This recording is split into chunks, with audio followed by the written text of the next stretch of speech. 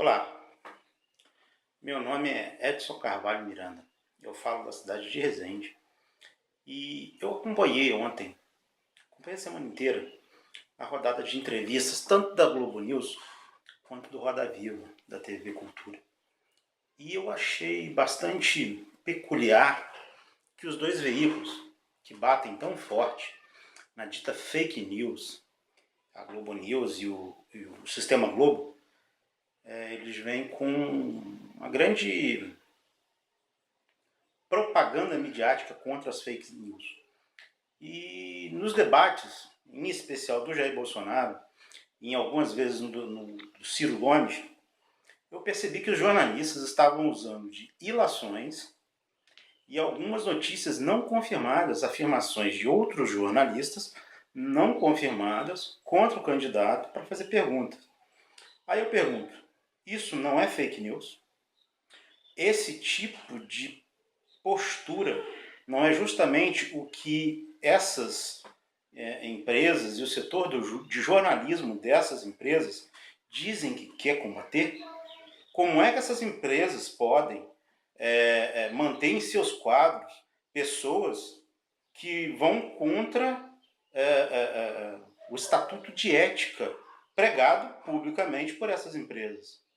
Eu espero que a Globo e a TV Cultura tomem medidas quanto a esses profissionais.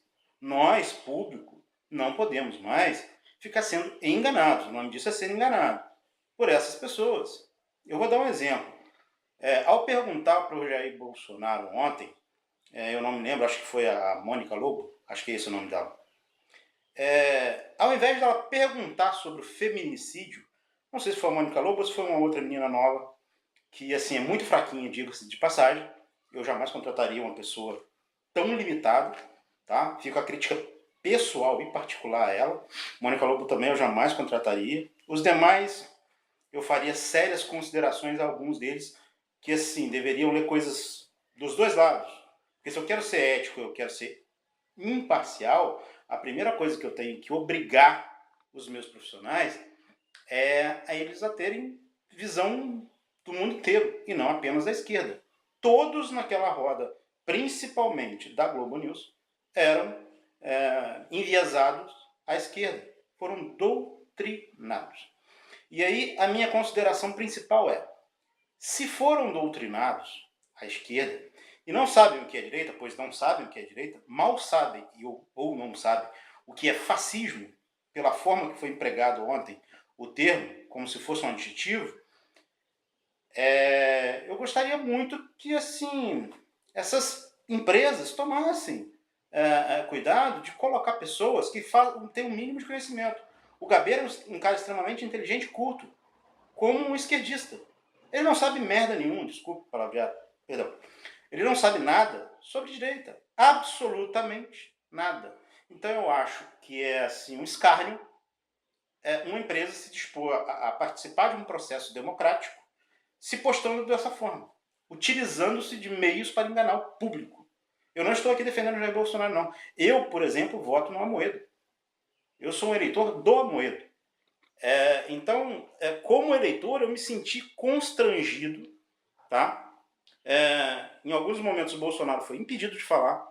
Em alguns momentos as pessoas, ao invés de perguntar, elas eram prolixas, discorriam de um texto, de uma ideia primeiro, como se quisesse colocar o candidato na seguinte situação. Ou ele responde o que eu quero, e aí a gente mata ele no sentido de que ele não tem uma ideologia, de que ele não segue uma ideologia, e aí ele se indispõe muito mais com a esquerda, ou ele responde o que a gente quer e a gente também arrebenta com ele. Ou seja, no caso do feminicídio, por exemplo, o Bolsonaro foi muito feliz nessa questão, porque a lei nos trata como indivíduos e não como homens e mulheres. E igual. Então, a partir do momento que a lei nos trata como iguais e como... ou melhor, a partir do momento que a lei nos trata apenas como iguais, não há mais o que se discutir. O que se tem que fazer é com que a lei seja cumprida. Então, quer dizer, a ideia de feminicídio era tão obtusa, que só acredita nela quem é doutrinado. Quem não é doutrinado entende que aquele assassinato que ocorreu dentro do elevador não é um feminicídio. O cara não matou a mulher só por ela ser mulher. Ele matou ela por qualquer outro motivo que tem que ser investigado. Agora, atribuir aquela morte como sendo um feminicídio é desonestidade, falta de caráter. Então eu peço encarecidamente para a Globo News, para a Rede Cultura, que convidem, pode me convidar, convidem pessoas de várias vertentes ideológicas que têm debatido o assunto nas redes sociais. Meu nome é Edson Carvalho Miranda, meu Facebook é Edinho Miranda, que o Facebook, obrigado Facebook, mais uma vez me bloqueou. No Twitter também eu sou bastante ativo, pode me convidar para a gente fazer pergunta para os seus jornalistas. Eu acho que isso no Brasil hoje deveria ser uma obrigação dos meios de comunicação. Convidar as pessoas que não concordam com o viés ideológico do meio de comunicação para poder haver um ambientamento das ideias.